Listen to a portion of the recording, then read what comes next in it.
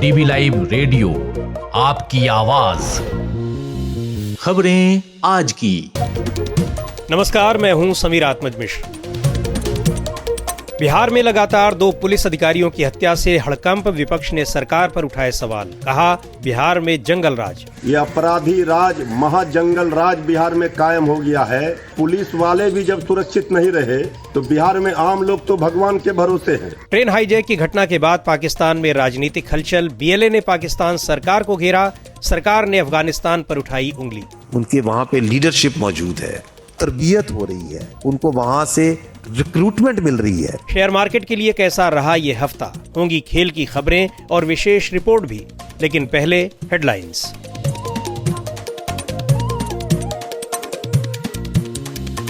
Headlines के साथ मैं हूं अतुल सिन्हा। मतदाता पहचान पत्र को आधार से लिंक करने की तैयारी, गड़बड़ी की शिकायतों के बीच गृह सचिव सीईसी की अहम बैठक।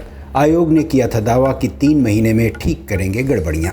कर्नाटक में मुस्लिम कॉन्ट्रैक्टर्स को सरकारी टेंडर्स में 4% रिजर्वेशन। सिद्धारमैया कैबिनेट से प्रस्ताव पास। कानून इसी सत्र में बदला जाएगा। बीजेपी ने कांग्रेस को नई मुस्लिम लीग कहा। अमेरिका में पाकिस्तानियों की एंट्री बंद हो सकती है। 41 देशों के लिए यूएस वीज़ा बैन करने पर विचार। अफगानिस्तान और भूटान भी लिस्ट में। अमेरिकी उपराष्ट्रपति जेडी वेंस का ऐलान, ग्रीन कार्ड होल्डर्स को भेज सकते हैं वापस। उन्हें हमेशा रहने का नहीं है अधिकार। 10 साल में 7,16,000 भारतीयों को मिला अमेरिका में ग्रीन कार्ड। और अमेरिकी सेना ने इराक के साथ मिलकर की air strike. ISI chief Abu Khadija को कार समेत उड़ाया। डीवी लाइव रेडियो पर आप सुन रहे हैं खबरें आज की। शुरुआत करते हैं बिहार से, जहां कानून व्यवस्था के मुद्दे पर राज्य सरकार घिर गई है। विपक्ष का आरोप है कि यहां जंगल राज आ गया है। ऐसा इसलिए कहा जा रहा है क्योंकि पिछले 3 दिन के भीतर पुलिस के 2 अधिकारियों की कानून व्यवस्था सुनिश्चित कराते वक्त मौत हो गई। मुंगेर में होली के दिन 2 पक्षों की लड़ाई सुलझाने गए एक एएसआई की जहां गोली लगने से मौत हो गई, वहीं 2 दिन पहले अररिया में अभियुक्त को गिरफ्तार करने गए एक एएसआई को भीड़ ने मार डाला। नीतीश सरकार पर पहले से ही हमलावर विपक्ष ने इन घटनाओं पर नाराजगी जताई है और सरकार से इस्तीफे की मांग की है। पूरी जानकारी के साथ हैं सर्वमित्रा। बिहार में पुलिस वालों पर हमले रुकने का नाम नहीं ले रहे हैं। 2 दिन पहले भीड़ ने अररिया में एएसआई राजीव रंजन को मार डाला था और अब मुंगेर में भीड़ ने एएसआई संतोष कुमार सिंह पर हमला कर उनकी जान ले ली। हमले में वह गंभीर रूप से घायल हो गए थे। इलाज के दौरान उनकी मौत हो गई। पुलिस ने इस मामले में 4 लोगों को गिरफ्तार किया है। मुंगेर के एसपी सैयद इमरान मसूद ने बताया, जो कल जो दुर्भाग्यपूर्ण घटना घटित हुई थी एएसआई संतोष सिंह के साथ, जिसमें इलाज क्रम में उनकी मृत्यु हो गई है, तो उनको पटना से इलाज के बाद यहाँ पे लाया गया है, जो उनकी पार्थिव शरीर है। और कल रात ही में इस घटना के बाद छापेमारी लगातार हम लोगों की टीम कर रही थी, जिसमें 4 व्यक्तियों की अरेस्टिंग हुई थी, जो कि नंदलालपुर गाँव के जो एक परिवार है जिसके द्वारा घटना किया गया है। 4 व्यक्तियों की अरेस्टिंग की गई थी। गुड्डू यादव अपराधी है, उसके द्वारा एक सिपाही का राइफल छीन करके कॉक किया गया और टीम पर ताना गया। इसमें वार्निंग दिया गया एसएचओ के द्वारा। वार्निंग के बाद जो है जब वो नहीं माना तो नियंत्रित फायरिंग एक आत्मरक्षार्थ किया गया, जो एक गोली इसके पैर में जा लगी है। एसपी ने बताया कि गुड्डू यादव मुख्य अभियुक्त है और गिरफ्तारी के दौरान उसने पुलिस बल पर हमला करने की कोशिश की। जवाबी कार्रवाई में पुलिस को भी गोली चलानी पड़ी। एएसआई संतोष कुमार डायल 112 की ड्यूटी पर तैनात थे। 2 पक्षों के बीच मारपीट की खबर पाकर टीम के साथ वहां पहुंचे थे, लेकिन बीच बचाव के दौरान ही किसी ने उन पर हमला कर दिया। उन्हें अस्पताल ले जाया गया, लेकिन देर रात उनकी मौत हो गई। एक दिन पहले ही यानी 13 मार्च को बिहार के अररिया जिले में भी एक पुलिस अधिकारी की पीट कर हत्या कर दी गई थी। एएसआई राजीव रंजन एक वांटेड अभियुक्त को गिरफ्तार करने पहुंचे थे, जहां कुछ लोगों ने उन्हें घेर लिया और पीटने लगे। बाद में उनकी मौत हो गई। पुलिस के 2 अफसरों की लगातार हत्या ने बिहार की राजनीति को झकझोर दिया है। विपक्ष ने इसे सीधे तौर पर जंगल राज बताया है।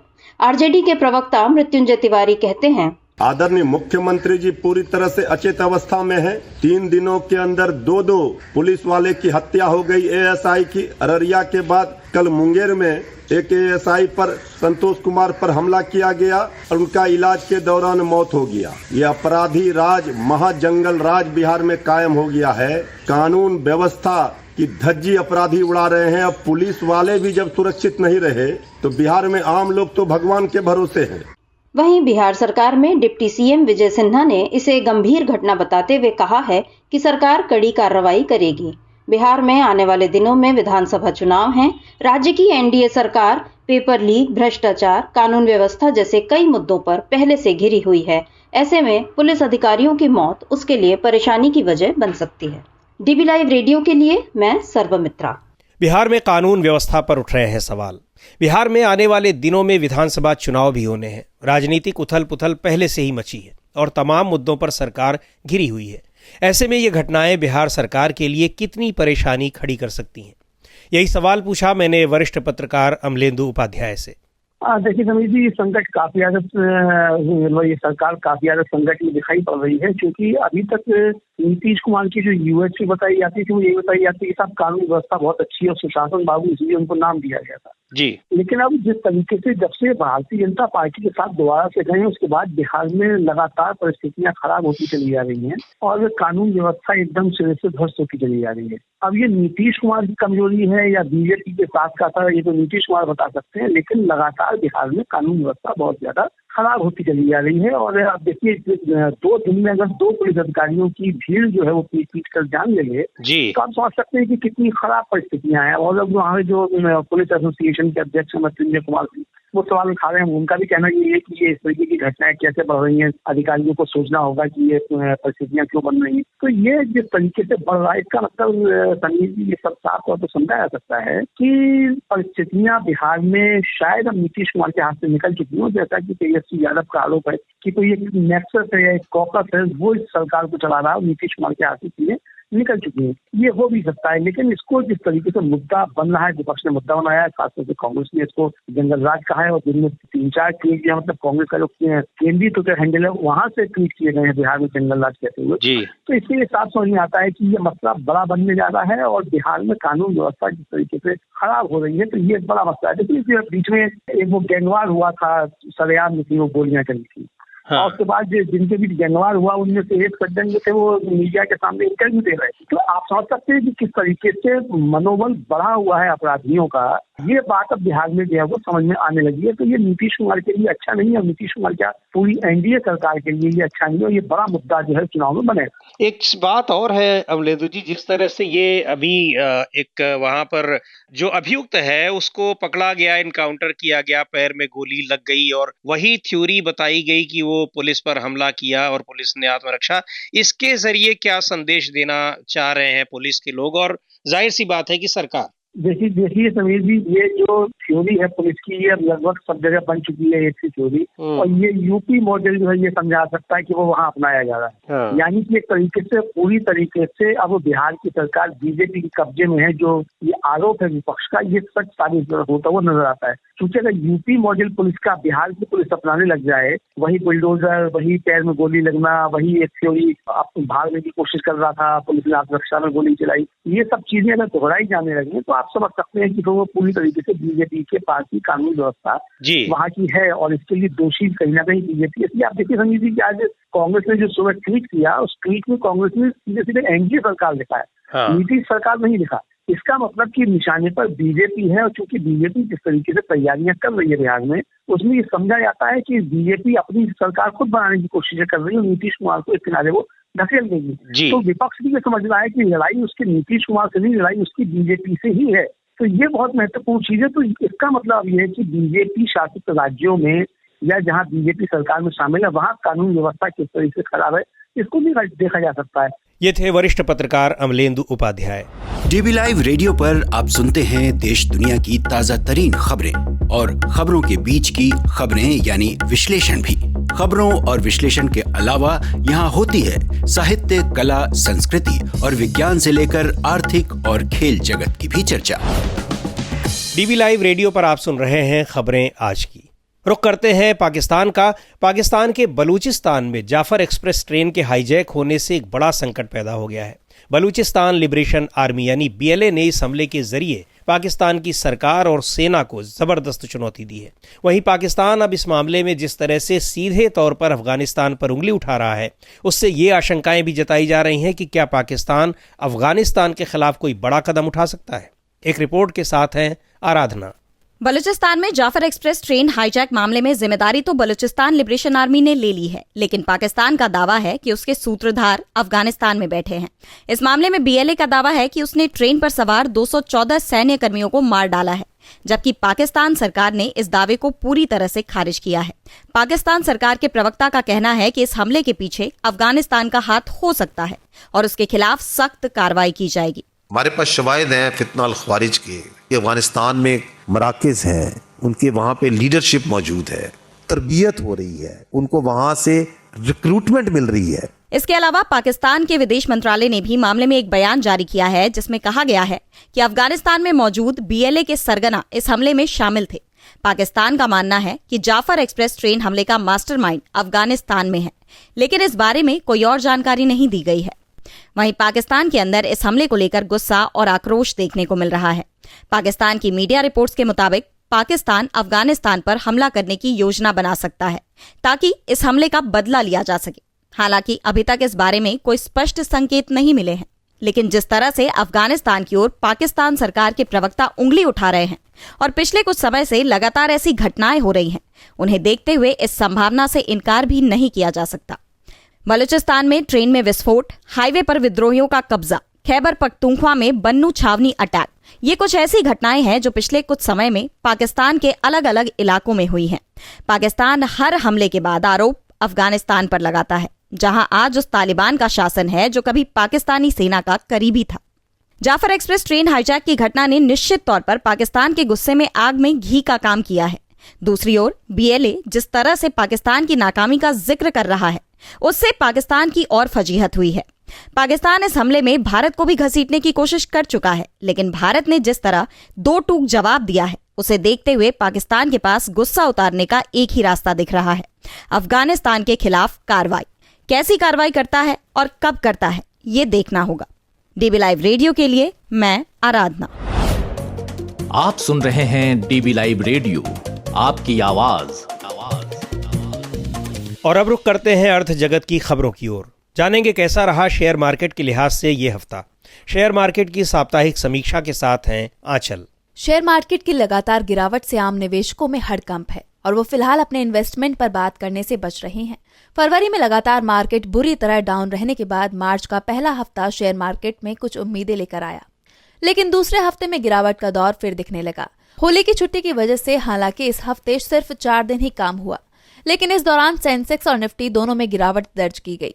सेंसेक्स में चारों दिन बाजार में बिकवाली ही रही। इस हफ्ते सेंसेक्स में 504 अंकों की और निफ्टी में 156 अंकों की गिरावट दर्ज की गई। बेंचमार्क इंडेक्स निफ्टी और सेंसेक्स में पिछले 6 महीने में अब तक 15% से ज्यादा की गिरावट हो चुकी है।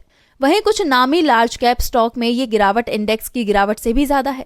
रिलायंस, LND, टाटा मोटर्स जैसे लार्ज कैप स्टॉक सितंबर 2024 से आज तक की अवधि में 20% या उससे भी ज्यादा नीचे आ चुके हैं। डिफेंस सेक्टर के स्टॉक तो अपने ऑल टाइम हाई से 40% तक नीचे आ चुके हैं। बताया जा रहा है कि पिछले कुछ समय से अंतर्राष्ट्रीय बाजार में छाया टैरिफ वॉर का मुद्दा भी बाजार को हिलाने में बड़ा फैक्टर बना हुआ है। टैरिफ को लेकर अमेरिकी राष्ट्रपति डोनाल्ड ट्रंप का रवैया और उस पर दूसरे देशों से मिल रही कठोर प्रतिक्रियाओं की वजह से निवेशकों के भीतर तमाम आशंकाएं पैदा किए हुए है। बुधवार को एल्यूमिनियम और स्टील प्रोडक्ट्स पर 25% टैरिफ की घोषणा ने शेयर बाजार को और ज्यादा झकझोर कर रख दिया। दुनिया भर में शेयर बाजारों का यही हाल है। दुनिया भर में महंगाई और मंदी की आशंका ने लोगों को कैश बटोरने के लिए प्रेरित किया है और शेयर मार्केट, म्यूचुअल फंड जैसे निवेशों से पैसे निकालकर लोग कैश इकट्ठा करने में दिलचस्पी ले रहे हैं। जानकारों का कहना है कि शेयर मार्केट में निवेश करने से लोग डर रहे हैं और ये स्थिति अभी आगे भी बनी रहेगी। DB लाइव रेडियो के लिए मैं आंचल। आप सुन रहे हैं DB लाइव रेडियो, आपकी आवाज। और अब वक्त हो चला है खेल की खबरों का। खेल जगत की खबरों के साथ हैं यश त्रिवेदी।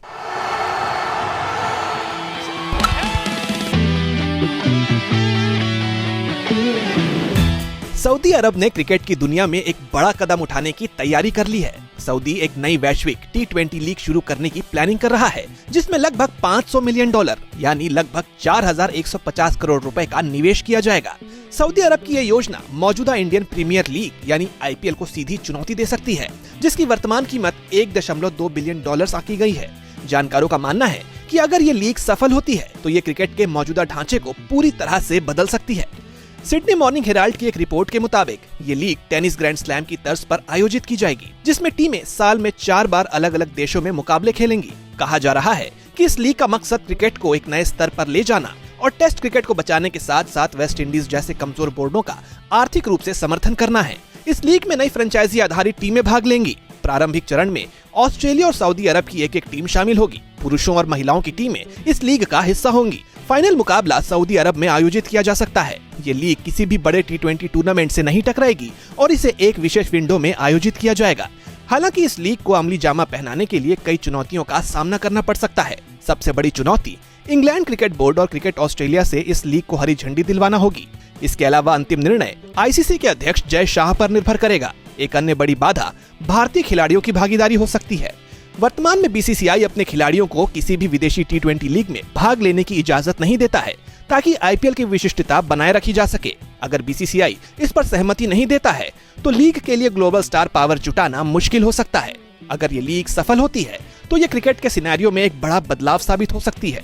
इससे न केवल टेस्ट क्रिकेट को बचाने में मदद मिलेगी, बल्कि छोटे क्रिकेट बोर्डों को भी आर्थिक रूप से संबल मिलेगा। साथ ही महिला क्रिकेट को भी एक नई पहचान मिलने की संभावना है। इस प्रस्तावित लीग पर अभी कोई आधिकारिक फैसला नहीं लिया गया है, लेकिन सऊदी अरब का ये कदम क्रिकेट की दुनिया में एक नए युग की शुरुआत कर सकता है। यश त्रिवेदी, DB लाइव रेडियो। और अब आज की खास रिपोर्ट। दलित नेता और बहुजन समाज पार्टी के संस्थापक कांशीराम की आज जन्मतिथि है। कांशीराम को याद कर रहे हैं हमारे साथी अतुल सिन्हा। हम लोग बाबा साहब अंबेडकर के नाम को उछाल कर, छुपा कर नहीं, ज्योतिराव फुले शाहू महाराज के नाम को उछाल कर और बार बार कहकर कि हम इन लोगों की विचारधारा से प्रभावित होकर जाति के आधार पर तोड़े हुए लोगों को जोड़ने का काम करेंगे।